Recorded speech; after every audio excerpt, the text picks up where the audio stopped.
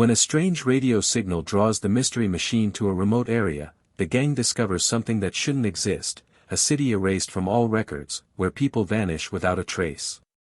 But why is everything invisible? What secret is this place hiding, and who's willing to do anything to make sure it stays hidden forever? The road was narrow and swallowed by trees, the kind of place GPS refused to acknowledge. The sky had turned the color of lead, and a thick fog crawled over the ground like a living thing. Inside the mystery machine, Velma adjusted the dials of a vintage radio device she had brought for an unrelated experiment. "Hold on," she muttered, frowning. "I'm picking up something weird." "Is it rock music?" Shaggy asked hopefully from the back seat, holding a sandwich the size of his head. "No. It's a coded frequency, extremely low, almost hidden." The sound that emerged from the radio wasn't music. It was more like a whisper layered over a heartbeat, a pulsing, rhythmic distortion that made everyone fall silent. Fred slowed the van. "This place is giving me the creeps. Are we sure this is the right direction?" "The signal is strongest here," Velma confirmed, tapping a map. "But this town, it doesn't exist on any official chart." Moments later, the fog parted just enough to reveal an old wooden sign on the side of the road. The paint was chipped and faded, but the name could still be read, "Welcome to Helix Ridge." Daphne leaned forward. "That place hasn't existed in decades. It was supposedly evacuated after a chemical spill, but no one ever confirmed it." Fred parked the van at the edge of a cracked, silent road lined with lamp posts that flickered erratically. They stepped out into silence. Not a car. Not a single voice. Just the wind, and that strange pulsing signal in the background. As they walked deeper into town, the group found houses with open doors, groceries still on kitchen counters, TVs frozen on static. It was as if people had simply vanished midlife. "Like, where is everybody?" Shaggy whispered, clinging to Scooby. "Ruro," Scooby muttered, ears low. Velma noticed something odd. This entire town, it's layered with distortions. Light doesn't behave correctly here. "Look. My shadow changes direction when I move." Suddenly, a strange humming echoed from an alleyway. Scooby darted toward it, nose twitching. "Wait, Scoob." Shaggy ran after him, disappearing into the mist. Velma and Fred followed quickly, but before they could reach the alley, a high-pitched tone rang out, sharp and unnatural. Everyone covered their ears. When the sound stopped, they realized something horrifying. Daphne was gone. Vanished. No scream. No sound. She had been standing right behind them, and now there was nothing. "Daphne?" Fred called out, his voice breaking. They searched the area frantically. Nothing. Just a slight flicker in the air near where she'd stood, like heat distortion. Scooby sniffed the ground and growled. Velma examined the air with her scanner. "This isn't a normal disappearance. There's a cloaking field, someone is using light-bending tech to hide something. Or someone." They found a small metallic device embedded in a street lamp, almost invisible to the eye unless you were looking for it. Velma removed it carefully. "It's a stealth modulator. Military grade. Whoever's behind this doesn't want this city found." Scooby growled again, his nose pointing to a manhole cover that had been slightly displaced. Fred clenched his fists. "If Daphne's down there, we're going after her." "But we need to be careful," Velma warned. "Whoever set this up has eyes on us. We're already in their trap." As they prepared to descend into the hidden underbelly of Helix Ridge, the fog thickened behind them, as if the town itself was alive and watching. And somewhere in that darkness, someone was waiting. The ladder into the manhole groaned with rust, and the air below smelled of dust and electricity. Scooby whimpered as he climbed down behind Shaggy, the flashlight in his collar flickering nervously. "Like, why do these tunnels always smell like haunted microwaves?" Shaggy whispered, hugging the wall. Velma scanned the area as Fred led the group into the underground corridor. Pipes crisscrossed the ceiling like veins, and dim lights flickered in unnatural rhythms. But what caught Velma's attention wasn't the infrastructure, it was the walls. "They're covered in strange markings," she said, brushing away dust to reveal patterns drawn in red ink. Symbols. Some geometric, others cryptic, almost digital in style. "They're coordinates," Velma murmured, decoding the numbers. "Locations inside the city. And look, here's a date, from last week." "But this place is supposed to be abandoned," Fred muttered. "Ruo," Scooby said, ears perking up. He'd found a small radio, old-fashioned, dented, but powered. Static crackled from its speaker, followed by faint voices. Velma turned the dial carefully. "Don't trust the light, if you see him, hide." "Repeat, if you see him, hide," Shaggy backed away.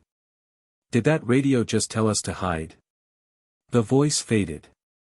Only the hum of machines remained. The tunnel opened into a wider chamber. There, scattered across the floor, were dozens of personal belongings, glasses, shoes, notebooks. All tagged with numbers. Above them, a surveillance camera moved with a slow, mechanical whine. Fred disabled the camera with a single throw of his flashlight. "This whole city is being watched," he said. "And if Daphne vanished like that, they're probably watching us too." Suddenly, the walls buzzed. A hidden door slid open to reveal a narrow path filled with mist. At the end was a screen, floating mid-air, projecting a flickering image. It was Daphne. She appeared dazed, her movements delayed like a bad video feed. Her mouth moved, and static turned into faint audio. "Velma. Fred, help," Scooby barked and bolted toward the screen. "Wait, Scoob, no." Velma yelled. As Scooby touched the light, the screen vanished, and the floor beneath him shifted. Shaggy screamed as he lunged and grabbed Scooby's tail, pulling him back just as a grid of lasers cut through the space where he had been. "Trap," Velma said, voice cold. "They're not just hiding the city, they've turned it into a prison." They returned to the surface shaken and silent. The streets above were no less eerie. Fog covered everything, and the flickering lamps now hummed in sync with the radio signal. In the distance, shapes moved, slowly, deliberately. Velma pulled out her scanner again. "These are drones. Camouflaged. Military design. They're emitting sonic interference to prevent outside communication." Fred clenched his jaw. "Someone powerful doesn't want this place revealed." "And they have Daphne," Shaggy said, holding Scooby close. "And maybe a whole town." As they approached the center square, a nearby wall suddenly lit up with a holographic map. Areas of the city were marked with red zones. One of them pulsed, the same coordinates Velma had seen underground. A message flashed briefly on the screen: "Remember nothing. See nothing. Leave nothing." Scooby growled low. "Rhea. Really bad sign." Suddenly, a high-pitched shriek echoed from above. The gang turned just in time to see something pass over the rooftops, fast, silent, metallic. It shimmered briefly, like it couldn't decide whether to be seen. A cloaked drone. A person. A machine. It stopped mid-air, hovering, and slowly turned toward them, a glowing mask pulsing in rainbow hues. Velma gasped. "It's him. The Guardian." The figure watched. Then, without a sound, vanished into thin air. Fred took a step back. "We're being hunted." Velma pulled them into a side alley. "We need to find the source of the signal. That's our only lead." As they disappeared into the shadows, the screen flickered back on behind them, showing Daphne again, this time with someone standing beside her. Wearing the prism-like mask. Watching. Waiting. The sun never truly rose over Helix Ridge. A dull gray hue hung over the city like a permanent twilight, blending fog and shadow into one. The gang walked cautiously through a back alley, their footsteps muffled by a strange dampness in the ground. "Okay," Shaggy whispered, holding Scooby's tail tightly, "if this invisible ghost city wants to haunt us, could it at least serve breakfast first?" Scooby whimpered in agreement. Velma stopped, staring at her scanner. "The signal's changing. It's moving. Almost like it's avoiding us." Fred narrowed his eyes. "Or leading us somewhere." Just then, a low rumble echoed beneath their feet. The street vibrated subtly. Velma turned toward a brick wall, and frowned. "Something's behind this." Fred helped her clear vines and loose stones. To their surprise, they revealed not bricks, but a door made of reinforced steel. At its center was a palm scanner, dark, lifeless. "This wasn't part of any public building," Velma said. "It's a secure access point. Military or private lab." Before they could investigate further, a metallic clang sounded behind them. They spun around, and came face to face with a woman. She wore a hooded jacket, her face partially obscured by goggles. She held a strange-looking device in one hand, a mix between a scanner and a weapon. "You shouldn't be here," she said, voice sharp. "They see everything." Fred stepped forward, guarded. "Who are you?"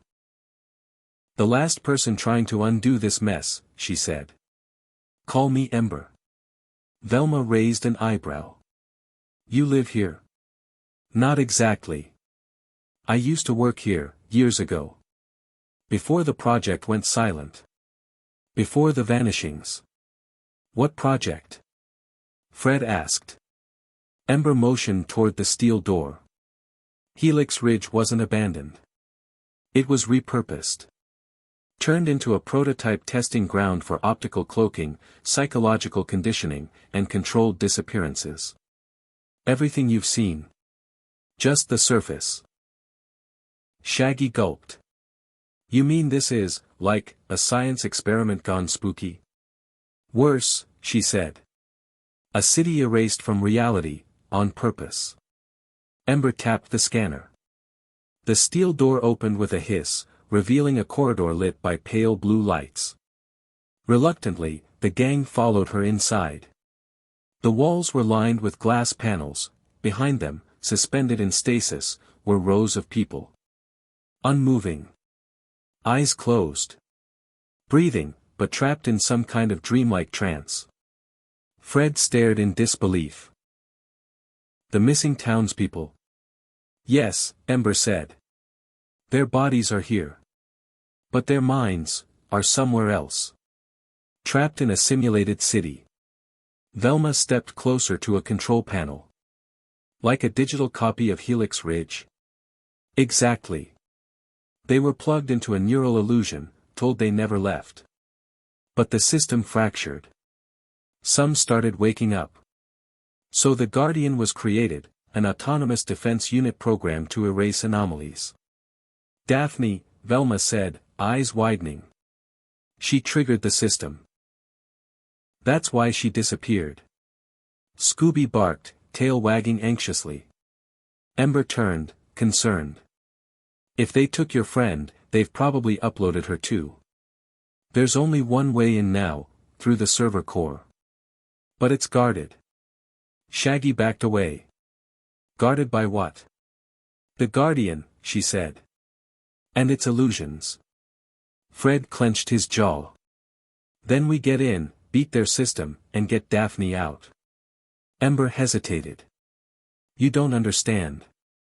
Inside the simulation, nothing is real. But everything feels real. Pain. Fear. Even death." Velma studied the panel. "Can you upload us?" "I can try. But once you're in, I can't promise you'll all come back." Fred looked at the others. Scooby and Shaggy were clearly terrified, but they nodded anyway. "For Daphne," Fred said. For Daphne, Velma echoed. For snacks and survival, Shaggy added nervously. Ember activated the panel. The room filled with blue light. One by one, the gang stepped onto the platform as the simulation prepared to receive them. But just as Ember activated the final sequence, the lights flickered violently. A deep, mechanical voice echoed from the walls, "Unauthorized access detected. Simulation purge initiated." Ember screamed, "It's too soon. Get off the platform." But it was too late. The room pulsed once, then vanished in a blinding flash, and the gang was gone. A soft wind brushed Shaggy's face as he opened his eyes. He was lying in the middle of a street, but it wasn't the street. Everything looked cleaner, brighter. Buildings stood taller, untouched by time or decay. The air was unnaturally crisp, and the sky above was a blank canvas of soft gray blue. "Scoob," he called out, panic edging his voice. A second later, Scooby tumbled out of a nearby bush. "Raggy. Where are we?" Shaggy helped him up and looked around. "I think we're still in Helix Ridge. But, like, the perfect version of it." Just then, Fred and Velma appeared, walking out of what looked like a pristine diner. Both looked stunned. "This place," Fred said, scanning the area. "It's Helix Ridge, but before it was abandoned. Maybe even before it was ever built." Velma turned in a slow circle. No shadows. No bugs. No temperature variation. "This is artificial. We're inside the simulation." Scooby pointed down the street. "Daphne." Daphne stood at the end of the road, wearing her usual purple outfit, her hair blowing in a non-existent breeze. She smiled, calm, warm, and waved. "Guys," she said. "You made it." The group rushed to her. Fred hugged her tightly. "You're okay," he breathed. She nodded. "I've been waiting for you." Velma, skeptical, stepped back. "Where exactly are we?" Daphne's smile didn't fade. "This is Helix Ridge as it was meant to be. Before they corrupted it. Before the Guardian changed everything." "Who's they?" Fred asked. Daphne tilted her head. "The ones who built the simulation. They thought they could control memory, rewrite trauma, design a perfect world. But people vanished," Velma said. "They were trapped here. To protect them," Daphne replied. "Out there is chaos. In here, they have peace." Shaggy blinked. "So, like, we're supposed to just stay?" Daphne's gaze sharpened ever so slightly. "Isn't it better than living in fear?" Velma whispered to Fred, "Something's wrong. Her responses are too perfect. Too rehearsed." Fred gently touched Daphne's arm. "You want to leave, don't you? We can get you out." Daphne froze. For a second, her smile faltered. Then her face glitched, just a flicker, like a damaged frame in a video file. "You can't leave," she said, more robotic now. "This is your home." Suddenly, the world around them shimmered. The buildings trembled slightly, their lines growing soft. The clean windows became mirrors, and in those reflections, the gang saw themselves, but not as they were. Their doubles were darker, colder. Expressionless. Velma's voice dropped. "This isn't just a simulation. It's testing us." The mirror version stepped forward. Scooby growled. "Rook out." The doubles attacked, fast, synchronized. Fred blocked his own copy's punch while Velma dodged a high kick from hers. Shaggy ran in circles as his reflection stalked him like a hunter. Daphne, or what wore Daphne's face, stood motionless. Velma tackled her copy to the ground and grabbed a shard of mirror glass. She held it up to the fake Daphne. "Let's see what you really are." The reflection in the glass showed not Daphne, but a wireframe structure, a mesh of data and code. "She's not real," Velma said, breathless. "She's an avatar, a mask controlled by the system." The fake Daphne screamed, a glitching, digital howl, and the mirror world shattered like glass. Light exploded. When the gang opened their eyes again, they were somewhere else, a vast white space, walls made of scrolling code, like they'd been dropped inside a machine's brain. A voice echoed around them, cold, distorted. "Unauthorized minds detected. Cognitive purge sequence initiated." A new figure descended from above. It was humanoid, tall, with a prism-like mask that pulsed with color. The Guardian. Fred stood his ground. "We came for Daphne. Let her go." The Guardian's mask shifted colors with each word. "Daphne Blake has been reprocessed.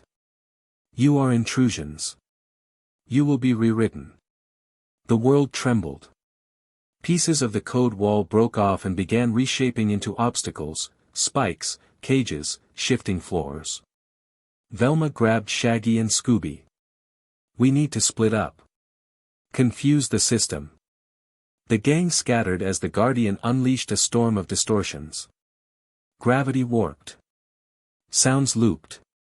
Every step felt like moving through thick water. But somewhere within the chaos, Velma saw a pulsing blue light, a terminal. The exit. She ran for it. The simulated world bent around Velma as she sprinted through the corridor of shifting code. Behind her, static thundered like a digital storm, and the Guardian's presence loomed, everywhere, inescapable. The glowing terminal shimmered ahead, embedded in a floating platform of data fragments. Velma leapt across collapsing bridges of information, every step pixelating beneath her shoes. She reached the console and connected the device Ember had given her. The terminal flickered, resisting. "Access denied. User level, intruder." Velma typed furiously, overriding firewalls with everything she knew about neural code emulation and cloaking subroutines. Her fingers danced like lightning. Meanwhile, in a fractured alley nearby, Shaggy and Scooby stumbled into an empty diner. It was a familiar place, the one from their first visit to Helix Ridge. Except now, the booths were made of data streams, the plates showed glitched food, and the jukebox hummed the same 3 seconds of a melody on repeat. Like, "Scoob, are we even in a place, or just inside someone's broken brain?" "Broken brain," Scooby nodded, sniffing nervously. Shaggy wandered behind the counter, where a door blinked faintly in and out of existence. It wasn't programmed like the rest, it was imperfect. A glitch. He hesitated, then opened it. Inside was a dark room. No code, no light. Just silence. And in the middle of it sat Daphne. But this Daphne didn't glow or glitch. Her hair was messy, her clothes torn. She looked up slowly. "Shaggy." Shaggy gasped. "D-Daph? The real Daph?" She nodded weakly. "I don't know how long I've been in here. I woke up, but every time I tried to move, it put me back to sleep. Then I stopped dreaming. Just waiting." Scooby licked her face joyfully. "Raphne." Shaggy helped her up. "We're busting you out. No more code prisons or creepy mirror cities." Back at the core terminal, Velma finally broke through the system's gate. A stream of files opened, layers of corrupted consciousness, illusion blueprints, and security protocols. At the heart of it all was something called Phase Omega, City Integration Protocol. Velma's heart skipped a beat. Wait, they're not just trapping people in here. They're planning to replace the real world. Suddenly, the Guardian materialized behind her. It didn't attack, it simply spoke. "The human mind resists chaos. We offer structure. Continuity. Peace." Velma stood tall.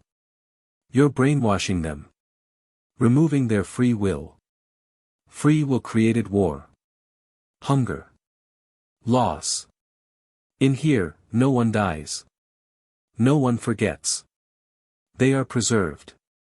Velma's voice trembled with fury. They're not preserved. They're erased. The Guardian's form expanded, its prism mask shattering to reveal an endless swirling network of faces. Voices cried out, merging and splitting.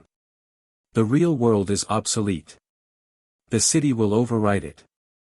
The simulation will become permanent.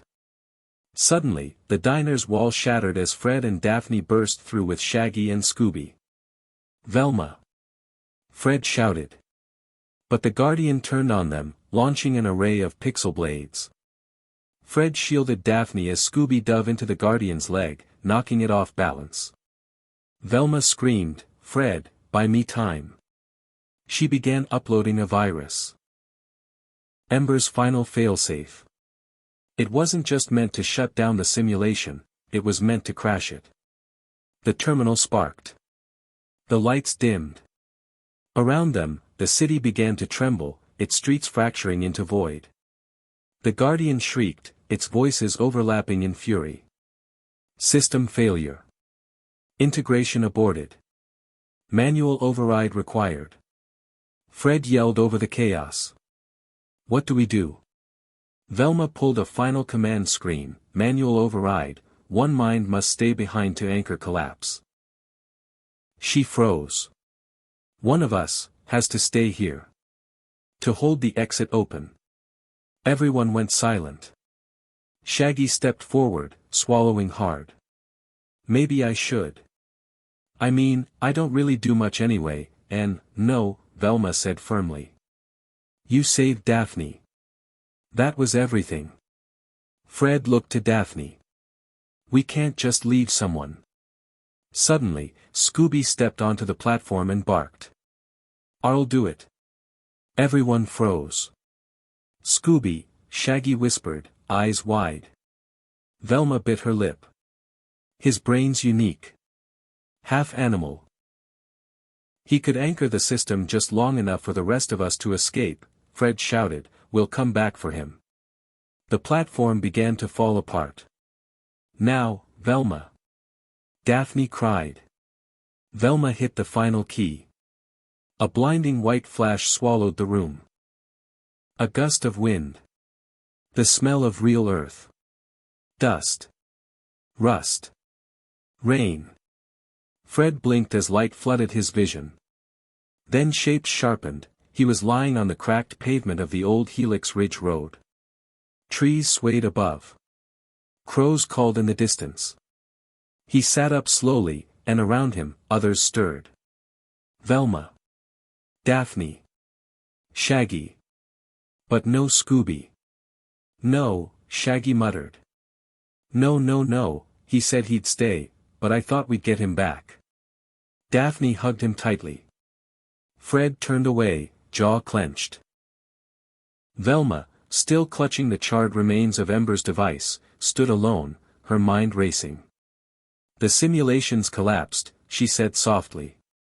All constructs gone. The Guardian's presence, deleted. The entire system flatlined. We made it. Shaggy wiped his face. Yeah. We made it. But the victory felt hollow. They returned to the mystery machine, parked just where they'd left it days ago. The van's paint was duller now. Dustier. But it was real. Tangible. Velma retrieved a backup drive from her bag, the last data she'd pulled from the simulation before Scooby's sacrifice. There's one file still intact, she murmured. Fred started the van without a word. They drove in silence, miles rolling by, the city fading behind them like a dream they didn't want to remember. 3 days later. Back at Velma's lab, the gang gathered around her screen. The file was labeled, Our Project, SCOOB. Velma explained. Turns out the simulation was built on a base structure, an early AI experiment designed to mimic complex social behavior, a learning construct. She opened the file. It was a simple video log. Scooby stood in a blank room of light. He looked scared. Then brave. Then peaceful. "I'm not afraid," his voice echoed. "Because my friends, I'll find me. Someday." The screen faded. No one spoke. Then Velma turned slowly. "I can't reconstruct him. But," she lifted a small device. It pulsed softly. "I think I can find where he left his code behind. Embedded somewhere in the remains of the network. It's faint. But it's him."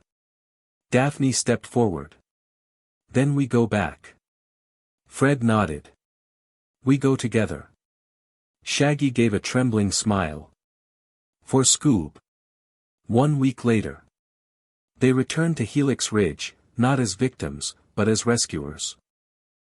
Using a portable signal amplifier and Velma's recovered data, they triangulated Scooby's digital signature to an old substation beneath the city ruins. The power flickered.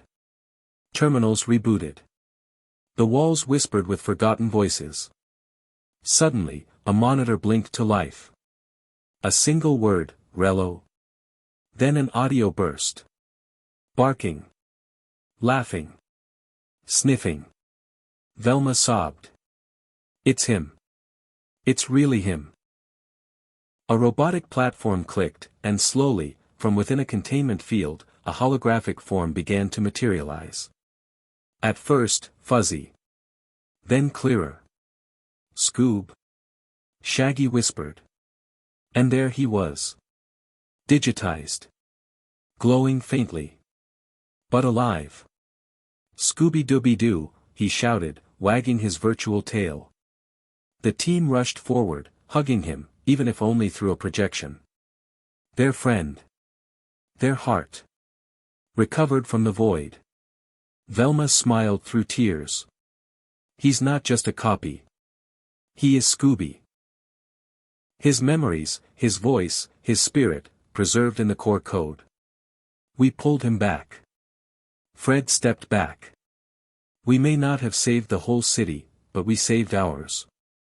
That's what matters." Daphne nodded. "And maybe, one day, others will be rescued too." Shaggy wiped his eyes. "You hungry, pal?" "Starving." Scooby barked. "Roger and Rise?" "Make that too," Shaggy grinned.